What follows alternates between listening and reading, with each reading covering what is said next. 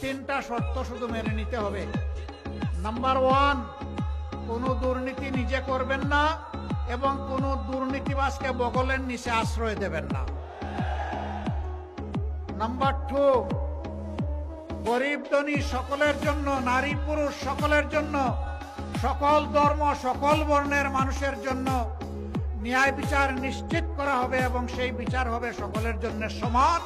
সেই বিচারে কেউ রাজনৈতিকবিদ হিসাবে হস্তক্ষেপ করতে পারবেন না।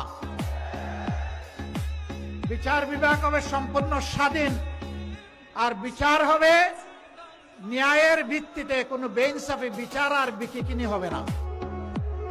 এইটা মেনে নিতে হবে।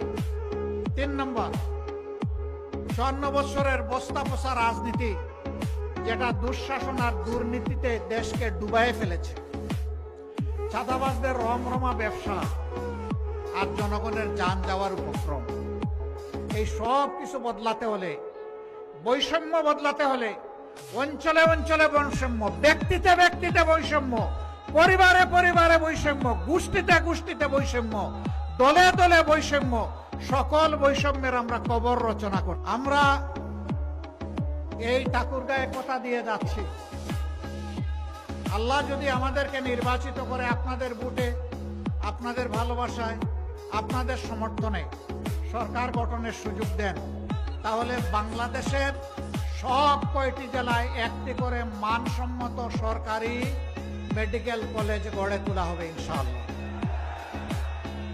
যারা বঞ্চিত হয়েছে সকল সুবিধা থেকে, তাদের দুয়ারে আগে চলে যাবে ইনশাআল্লাহ আগামীর উন্নয়ন।